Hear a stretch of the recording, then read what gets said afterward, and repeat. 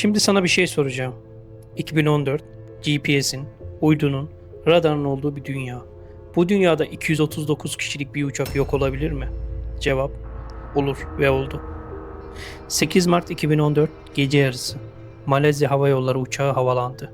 Hedef Pekin. 239 insan içinde. Kalkıştan 39 dakika sonra pilot son kez konuştu. İyi geceler. Malezya 370. Sesi normaldi, sakin ve bir daha konuşmadı. Vietnam hava sahasına girmesi gerekiyordu. Girmedi. Radar ekranı boşaldı. Uçak yok oldu. Arama başladı. Güney Çin Denizi bulamadılar. Malakka Boğazı bulamadılar. Hint Okyanusu bulamadılar.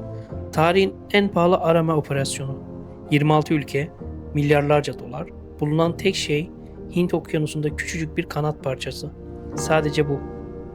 Anlıyor musun? Milyarlarca dolar, yıllarca arama ve hala bilmiyoruz ne olduğunu. Bugün hala. Şimdi sana bu hikayeyi anlatacağım.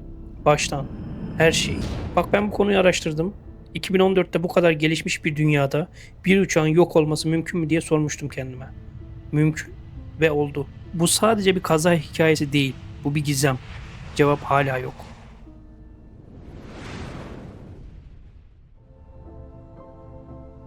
MH370, Boeing 777. Dünyanın en güvenilir yolcu uçaklarından biri.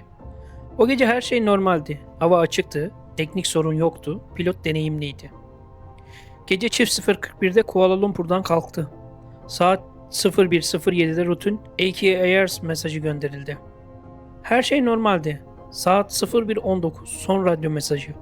İyi geceler Malezya 370. Saat 01.21. Transponder kapandı. Uçağın radar sinyali kesildi. Kim kapattı? Neden? Bilmiyoruz. Askeri radar onu görmeye devam etti. Uçak geri dönmüştü. Pekin yönüne değil. Malakka Boğazı'na doğru.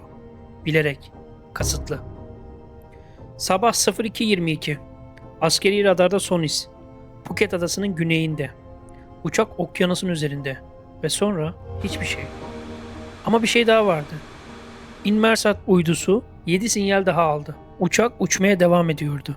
Yakıtı bitene kadar yaklaşık 7 saat boyunca. Yani uçak düşmemişti hemen. Saatlerce uçmuştu. Nereye? Kimse bilmiyor. Yakıtı bitince Hint Okyanusu'nun bir yerine düşmüş olmalı. Ama nereye düştüğü hala bilinmiyor. Bunu düşün. 7 saat uçak uçmaya devam ediyor. 239 kişi içinde. Ve kimse bilmiyor nerede olduklarını. Aileler bekliyor. Dünya bekliyor. Sinyal yok. 7 saatte nereye gidebilirsin ki? Hesapladılar ve bu hesap daha büyük bir gizemi ortaya çıkardı. Soruşturma başladı ve bir şey bulundu. Pilot Zahriye Ahmet Şah'ın evindeki uçuş simülatöründe MH370'in gittiği yola çok benzeyen bir rota kaydı vardı. Kaza mıydı bu yoksa kasıtlı mıydı? Transponder kasıtlı kapatılmıştı. Uçak kasıtlı döndürülmüştü. Pilot bunu yapmış mıydı yoksa başka biri olabilir miydi? Bir teori var. Pilot her şeyi kendisi yaptı. Transponderi kapattı, yönü değiştirdi, uçağı okyanusa sürdü. Neden? Bunu hiçbir zaman öğrenemedik. Çünkü uçak hiçbir zaman bulunamadı. Kara kutu yok, enkaz yok, cevap yok. Ama başka bir teori daha var. Belki pilot değildi. Belki kaçırıldı. Belki teknik bir arıza vardı. Belki hala bilmiyoruz. Bu soruların hiçbirinin bir cevabı yok. Ve bu belki de en çok acı veren şey. Pilot teorisi. Gerçekten düşünmek zor. Bir insan 239 kişiyi alıp okyanusa uçağı çakabilir mi? Ailesi var, çocukları var ama elimizdeki kanıtlar bunu gösteriyor. Belki de hiçbir zaman öğrenemeyeceğiz ve bu kabul edilmesi en zor şey.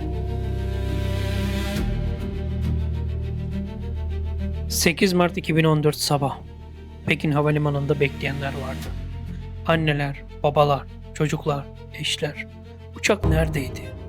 Malezya Hava Yolları bir açıklama yaptı. Uçakla iletişimimiz koptu. Arama başlatıldı. Ama aileler daha fazlasını bilmek istiyordu. Nerede? Ne oldu? Hayatta mı? Günler geçti, haber yok. Haftalar geçti, haber yok. Aileler ekranları izliyordu. Bir umut, sonra hayal kırıklığı. 2015. Reunion adasında bir kanat parçası bulundu. MH370'e ait olduğu doğrulandı. Bu, uçağın okyanusa düştüğünü kanıtlıyordu. Aileleri öğrendi, sevdikleri gitmişti. Ama enkaz neredeydi? Kara kutu neredeydi? Hiç bulunamadı. Aileler hala resmi bir cevap bekliyor. Bugün hala. Düşün, bir sabah sevdiğin biri uçağa bindi ve bir daha haber alamadın. Ne olduğunu da öğrenemedin. Nasıl bir his? Bu bölümü yazarken gerçekten zor geldi. 239 insan, her birinin bir ailesi var ve o aileler hala cevap bekliyor. Bu sadece bir gizem değil. Bu 239 tane acı. Umarım bir gün uçağın enkazına ulaşılır ve acılar diner. Arama durdu. 2017'de. Resmi açıklama bulunamadı. Ama 2018'de Ocean Infinity şirketi tekrar başladı. Yeniden, daha gelişmiş teknolojiyle. Bulabilirler mi? Hint Okyanusu'nun en derin noktaları 8 kilometre. Karanlık, soğuk, uçsuz bucaksız. Bir uçağın enkazını bulmak, samanlıkta iğne aramak gibi. Şimdiye kadar 3 adet enkaz parçası bulundu. Hepsi Hint Okyanusu'nun batı sahillerinde. Rüzgar ve akıntıyla sürüklenmişler. Ama ana enkaz hala okyanusun dibinde bir yerde. Teoriler bitmedi. Kaçırılma teorisi, teknik arıza teorisi, pilot teorisi, hatta uzaylı teorisi bile var. Ama hiçbirinin kanıtı yok. Malezya hükümeti 2024'te açıkladı. Yeni bir arama başlatmayı değerlendiriyoruz. 10 yıl geçti, hala değerlendiriyorlar. Belki bulunur, belki bulunmaz ama şunu biliyorum. Bu 239 insanın her biri gerçekti. Her birinin bir hikayesi vardı, bir ailesi ve o aileler hala bekliyor. 10 yıl hala bulunamadı. Bu tarihin en büyük havacılık gizemlerinden biri ve bence hiç çözülmeyecek. Ama umut ediyorum aileler için. MH370 tarihin en pahalı aramasının konusu. Hiçbir sorusuna cevap verilemeyen bir gizem ve hala orada bir yerde. 239 insan, hepsinin bir adı vardı. Bir yüzü, bir sevdiği, bir hayali ve hepsi o gece uçağa bindi, bir daha inmedi. Bugün hala bilmiyoruz ne olduğunu. Aileler hala bekliyor. Okyanus hala saklıyor. Ve soru hala aynı. MH370 nerede? Bu hikayeyi anlatmak istedim çünkü unutulmaması gerekiyor. 239 insan, gerçek insanlar ve hala okyanusun dibinde bir yerde. Umarım bulunur aileleri için. O 239 insan için. Beni izlediğiniz için teşekkür ederim. Bir sonraki hafta görüşmek üzere.